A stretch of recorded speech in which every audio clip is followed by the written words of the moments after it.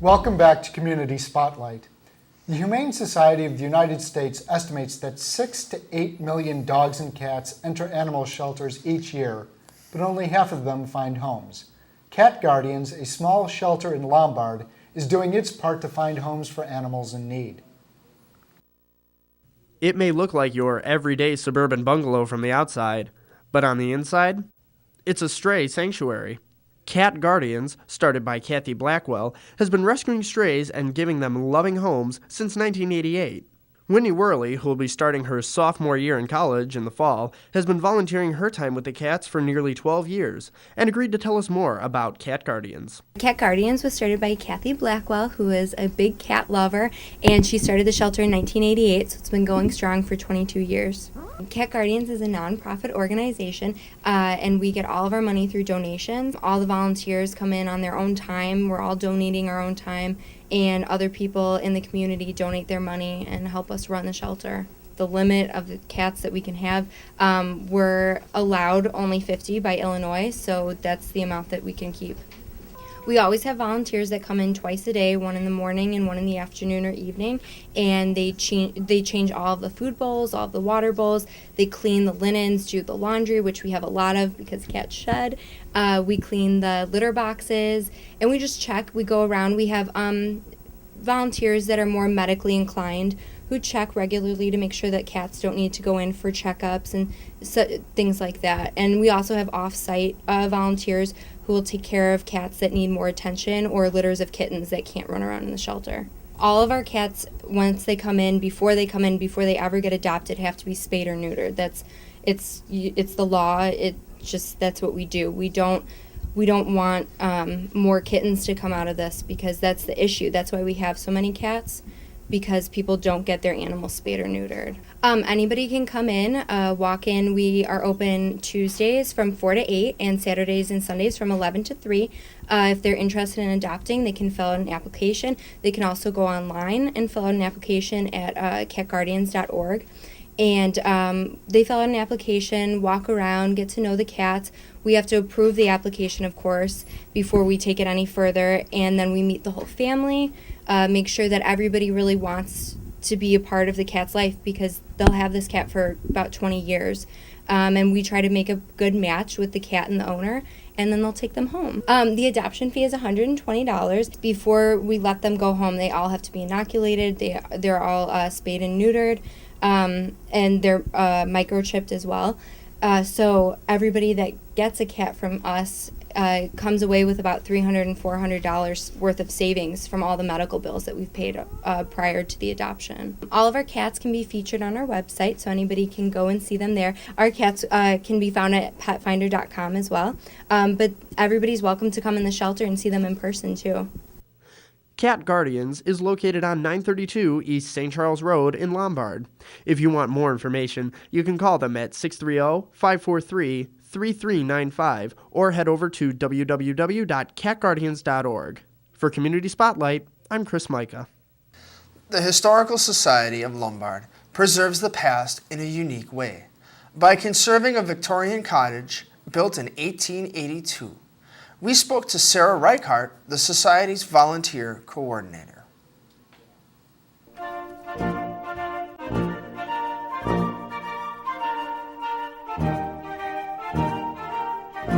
We're here at the Lombard Historical Society's Victorian Cottage Museum. Take a trip back into time and shed a little bit of light on the history of Lombard, Illinois. The Historical Society started long before I got here, so they were started in 1972. There was issues with buildings not being preserved, and there was no accountability to who's taking care of the history of the town. So the Historical Society came about as a part of need for that, and so they started actually a couple years earlier, and then in 72 they purchased this house that we're in now as a representation of what Lombard was when Lombard became Lombard. The house that we're in now was built in 1882. It was built by a man named Newell Matson, who is a silversmith. And this was built as an income property for him. He had 5 houses in town, and this was an upper middle class home. We have hundreds of volunteers. We have probably 30 active volunteers who are very, very active. We have a full board that oversees everything, and then we have 3 paid employees presently. And we'll soon have 4 paid employees. The room we're sitting in presently is the front parlor. The front parlor was made purely to receive guests. It was not made to sit around and hang out on a Sunday afternoon. Unless you had guests here, you weren't in this room. Children were not allowed in this room unless they were entertaining. If they were playing the melodeon or the violin or something like that, they would be allowed in here, reading poetry, something like that. Something very Victorian and very proper they would be doing. The house was heated with coal at the time. Some wood, mainly coal. There was a fireplace, 2 standing stoves, and then the kitchen stove were all heat sources. The molding was very intricate, the stairway very intricate, definitely in the gingerbread style of a Victorian house. The wallpaper was all done to recreate what was in here originally, and much are the furnishings also. We also have things such as hair art, which was popular at the time, made from human hair. A little creepy, but definitely of the time. We also have things made of wax, and the Victorian women had much more time. They weren't pioneers anymore. They had more time to take care of things and do artistic programs, so they did things like that. The second room downstairs would be the back parlor. The back parlor was not the dining room, it was the back parlor. It was made for dining, of course. Also, children would play back there. They would play with tea sets, basically to learn etiquette, but it was also a game to them. They would also play with other toys back there. The bill paying would happen back there, and basically more of the household living happened in the back parlor. More of our family room type that we have today. The third room downstairs is the kitchen, which of course had no running water, had just the dry sink and the coal stove. That's where most everything happened. There was no bathroom in the house, so the bathing happened in that room as well. The upstairs was 3 bedrooms. Master bedroom, of course, which was furnished with William Hammerschmidt's, with his furnishings donated to the society. William Hammerschmidt was made bricks in the town. He also owned a lumber company, large businessman in town, and that was donated to the family. It's lovely pine furniture, but it's painted to look inlaid, so it's just a very, very nice set, and it's a complete set, which is unusual. So they would do a lot of their cleaning up upstairs, so they had the commode stand up there for their brushing their teeth. It was a new Victorian thing to start brushing teeth and actually starting to take care of themselves.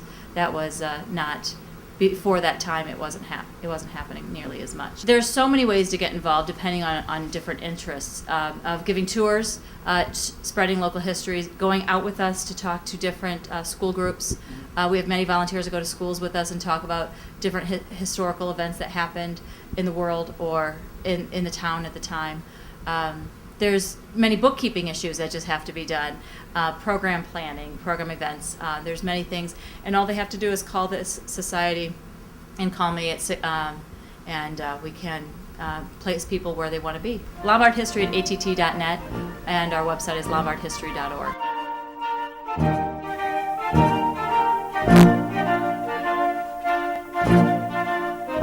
Coming up after the break, fire and weaponry. Stay tuned.